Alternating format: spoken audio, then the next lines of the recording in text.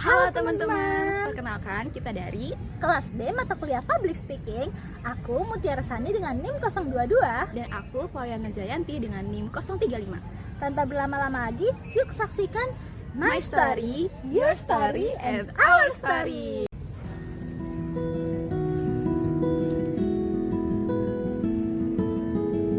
Aku tuh orangnya gak bisa kecapean, soalnya gak bisa sesak napas. Jadi waktu liburan ke puncak bareng anak-anak taruna, aku udah niat santai-santai aja di sana. Dan rencana tersebut hanya bertahan sampai kami tiba di Curug. Awalnya kami cuma mau ke Curug, katanya lokasinya deket. Ya udah aku ikut. Sampai di Curug kami foto-foto, kami seneng-seneng. Aku sama sahabatku nembang balik villa, dan ada yang bilang, ada puncak lagi di atas, pemandangannya bagus banget. Dan seperti biasa semua orang FOMO termasuk aku. Di kepala aku ada dua suara, yang satu bilang pulang aja, kamu tahu kondisi kamu, dan yang satu lagi bilang ayolah jangan jadi satu-satunya yang nggak ikut. Dan ya udah aku ikut. Perjalanannya jauh lebih berat dari yang aku kira. Setiap beberapa meter aku harus berhenti karena sesak napas yang mulai menyerang, dan juga teman-teman yang lain lebih jalan duluan, sementara aku dan sahabat aku ketinggalan. Treknya serem, kirinya jurang, kanannya tebing penuh daun, dan jalanan itu licin karena habis hujan. Dan kami cuma berdua, dan di tengah-tengah aku udah bener-bener mau nyerah. Aku udah bilang ke sahabat aku, lanjut duluan aja. Tapi sahabat aku malah berhenti, noleh ke belakang dan bilang, gak usah buru-buru, kita istirahat dulu, kita naik bareng. Dan dia nunggu terus dan terus. Setiap kali aku berhenti, dia di samping aku, dia nyemangatin aku. Dan gak pernah sekalipun dia bilang, ayo cepetan atau aku duluan ya. Dan sampai akhirnya kita tiba di puncak.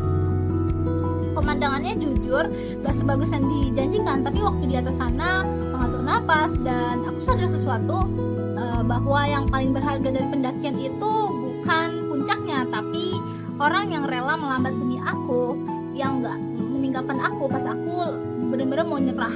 Dan aku juga belajar bahwa keterbatasan fisik aku bukan penghalang selama ada orang yang yakin aku bisa. Jadi apa aku menyesal naik ke atas? Enggak, karena di perjalanan itu aku udah menemukan arti dari sahabat sejati. Jadi cerita aku ini bermulai ketika aku masuk sekolah dasar, di mana pada saat itu aku memiliki sifat yang pemalu, sulit berkenalan dengan orang baru, dan sulit menyesuaikan diri dengan lingkungan yang berbeda. Dalam situasi tersebut, aku berusaha mencari teman, dan ya pada akhirnya aku memiliki teman yang bisa dikatakan cukup dekat di antara teman sekelas yang lainnya. Pertemanan kami ini terdiri dari 3 orang. Katanya sih kalau pertemanannya terdiri dari 3 orang itu, yang satunya merasa dikucilkan. Tapi siapa yang percaya kalau bukan diri mereka sendiri yang merasakan? Seiring berjalannya waktu, aku mulai menyadari bahwa pertemanan yang terjalin di antara aku dan kedua temanku ini tidak sehat, atau kata Gen Z itu toksik. Karena apa yang dikatakan oleh orang-orang itu terbukti. Mereka merasa iri jika nilai atau peringkat aku lebih unggul di antara mereka. Bahkan bukan hal langka lagi jika mereka sering menjauhiku. Ke kantin yuk. Ya begitulah, aku juga gak ngerti sih kenapa mereka kayak gitu. Soalnya di antara mereka baik-baik aja. Ya untuk mengatasi hal tersebut, aku mulai menghindari pertemanan itu dan mulai lebih membuka diri untuk bergaul dengan teman sekelas yang lain maupun dari teman di kelas yang berbeda.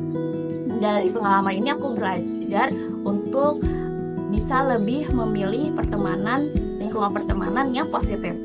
Dan itu semua hal terbukti di waktu aku SMP. Aku memiliki teman-teman baru yang lebih menghargai dan saling suportif untuk satu sama lain.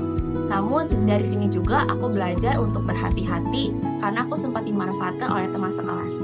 Nah dari sini aku mulai belajar bahwa untuk sering berhati-hati, untuk selalu berhati-hati, dan menghargai arti kata persahabatan atau pertemanan itu bukan hanya soal kedekatan, tetapi juga saling mendukung dan memberikan hal-hal positif. Pernah gak sih kamu ngerasa sesak napas saat lagi jalan-jalan tapi tetap nekat karena takut ketinggalan? Aku pernah waktu ke puncak. Wah berat juga ya. Kalau aku beda cerita. Dulu waktu SD aku susah cari teman karena akunya pemalu. Pas udah punya teman, ujung-ujungnya mereka bikin aku sakit hati karena mereka iri sama aku. Itu emang nyakitin sih. Pas aku ke puncak juga aku bener-bener mau nyerah banget, tapi temanku yang satu ini tetap nemenin aku, tetap nungguin aku meskipun itu makan waktu yang lama. Itulah arti sahabat. Aku juga baru paham sih pentingnya lingkungan pertemanan yang positif. Kalau aku sering pernah dimanfaatkan, kemudian aku belajar dari pengalaman tersebut, aku harus lebih berhati-hati dalam memilih teman.